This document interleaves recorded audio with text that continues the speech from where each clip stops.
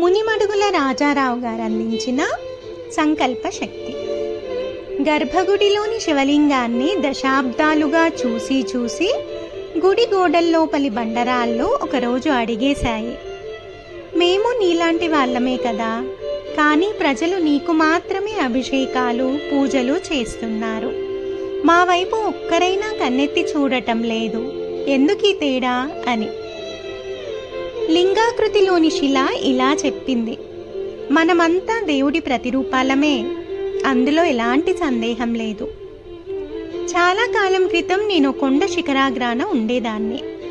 మండుటెండల్లో నా వళ్ళంతా నిప్పుల కుంపటి అయ్యేది.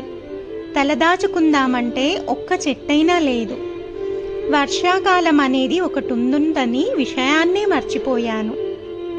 చెట్లు ఉంటేనేగా వానలు కురిసేది. మంచి రోజులు రాకపోతాయా అని ఆశగా ఎదురు చూస్తూ ఉండేదాన్ని. ఒకరోజు వాన పడింది. అయితే నా ఆనందం ఎంతోసేపు నిలవలేదు. కురిసిన చినుకులు కురిసినట్లే కిందకు జారిపోతున్నాయి. కాలువగా మారి ఎటో పరుగులు తీయటానికి సిద్ధమవుతుంటే అడిగాను, ఎక్కడికి వెళ్తున్నారు అని. ఒక నీటి చుక్క ఇలా జవాబిచ్చింది, అంతా కలిసి పిల్ల కాలువలై, వాగులై, నదులై పుట్టింటికి చేరుకుంటాం. సముద్రం మా అమ్మ. ఆ తల్లి వడికి చేరితే కానీ మాకు ప్రశాంతత లేదు. ఈ భూమి మీద పడే ప్రతి చినుకు అటువైపే పరుగులు తీస్తుంది. ఎక్కడి నుంచి వచ్చామో మళ్ళీ అక్కడికే చేరడం అంతిమ లక్ష్యం కదా. అది విని నాలోనూ ఒక సంకల్పం కలిగింది. నేను సముద్రాన్ని చేరి ఆ ప్రశాంతత పొందాలనుకున్నాను. లోపల కోరిక బలపడుతూ పోయింది. కానీ కదలలేను, మెదలలేను. రోజులు గడిచిపోతున్నాయి. ఆశ చావడం లేదు. బలమైన కోరిక తలుపులను బద్దలు కొడుతుందన్నారు పెద్దలు. ఒకసారి పెద్ద తుఫాను వచ్చింది. కొండ చర్యలు విరిగిపడటంతో కింద పడిన నేను ప్రవాహంలో పడి కొట్టుకుపోతూ నదిని చేరుకున్నాను. ఆ నదీ ప్రవాహంతో కలిసి కొండలు కోనల్లోంచి ప్రయాణిస్తుండగా నా ఒళ్ళు హూనమైంది. కాళ్ళు చేతులు విరిగిపోయాయి. అది ఒకందుకు మంచిదే అయిందనుకున్నా, లేకపోతే మలుపుల్లో చిక్కుకుంటూ ప్రయాణానికి అడ్డుపడుతుండేవి.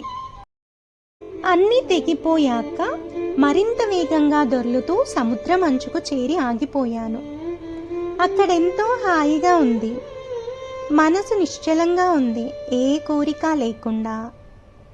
ఒకరోజు కొందరు ఋషులు యోగులు అటుగా వచ్చారు.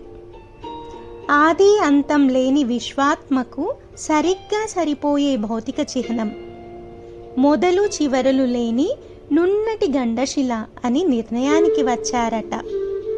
అందుకని నన్ను ఇక్కడికి తీసుకొచ్చి ప్రాణప్రతిష్ఠ చేశారంటూ ముగించింది. ఏ గొప్పదనము ఊరికే రాదు. కష్టపడకుండా వచ్చే కీర్తి తాత్కాలికమే. ఎక్కిన అందలాన్ని కాదు, అక్కడికి చేరుకోవడానికి పడిన కష్టాన్ని చూడాలి. సంకల్పం బలంగా ఉంటే అది ఎంత కష్టమైనదైనా కోరుకున్నది సాధించవచ్చు. సామాన్యులు అసామాన్యులుగా మారవచ్చు. మానవుడై మాధవుడు కావచ్చు.